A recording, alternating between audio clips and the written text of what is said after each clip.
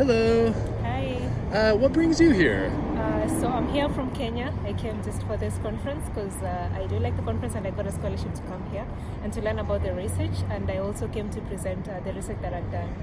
Oh, wow. Okay. Can you get in detail about that? Yes, so I did a study in Kenya among women with HIV. I was looking at the high-risk HPV subtypes within this population, and I was also looking at the risk factors for HPV within this same population as well.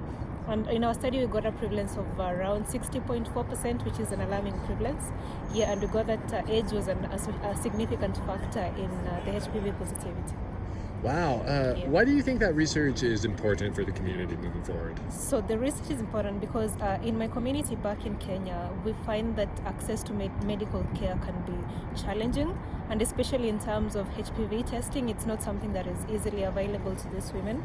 So by doing this research and then showing how the positivity is quite high, we think that we could inform. This study could help inform policies by maybe the government or the Ministry of Kenya, and people who are involved in implementing policies could come up with ways to make this test accessible to these women in order to prevent cervical cancer. And what are some of the key factors that really stood out to you with this research being done? So the key factors I would say was women were willing to participate because one, we used a self-sampling HPV testing procedure. So we believe with this, the women were easy to come forward and, want to get tested because, of course, they would collect the sample at their own convenience. So if we think that if that could be integrated in the testing process in Kenya, it would improve the uptake and we'll see the cervical cancer incidences go down, because right now it's actually really bad. And it's sad because it's the most preventable form of cancer. Can you get more in detail about that, maybe?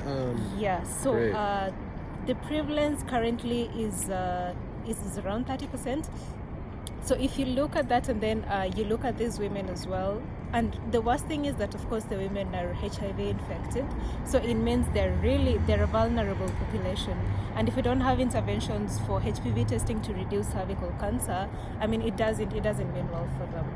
Yeah. Okay. What's one of the subjects that is being discussed amongst the colleagues that really stands out to you that you're excited to take back to your community? Okay, so I've seen a lot of discussions on the long-acting ARVs. So for this ones, I've seen a lot of clinical trials being done here. I think if that would be done maybe back in Kenya as well, it could really help, help these women. And at the same time, I've seen a lot of uptake in PrEP. Could you pause? Sorry. Oh, you're fine. Yeah. So I've seen a lot of studies being done on PrEP use. So Okay. There is a high uptake in a lot of things that I've seen here. And in my country, there's a lot of stigma surrounding PrEP and women. It's a bit difficult for women to just be comfortable taking PrEP.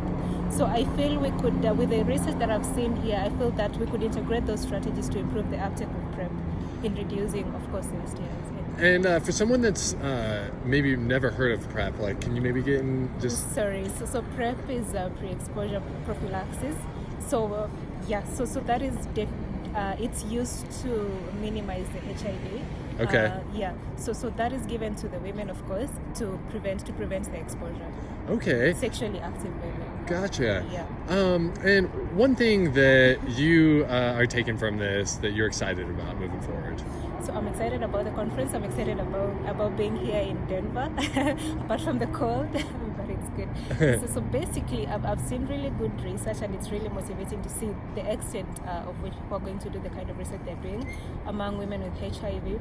And the takeaway is that people are really doing good research to improve the care around women living with HIV and men living with HIV. And I've also seen sexual minorities being really represented in this conference. So there's a lot of research around that area, and it's really cool if you ask me, because in my country it's sort of a frowned topic, so it's not something that is really discussed, and we don't see a lot of research in that area. I feel that's a takeaway. If we had such, it would be really good. Okay. Yeah. If you don't mind me asking, what got you in the field that you're in? Sorry? What got you in the field? What inspired you? Okay. So someone close to me was living with HIV, and then I think way back we didn't have the care that we have currently, and unfortunately we lost them. So I think I'm always motivated about just doing something, making a difference in the lives of people living with HIV. So if I'm able to participate in any research that would improve the care and the life surrounding these people, then that makes me happy. I just want to make a difference. Yeah. Yeah. Well, thank you so much for helping make a difference in this world. You're most welcome. It's good to be here. Yeah, thank you for your time.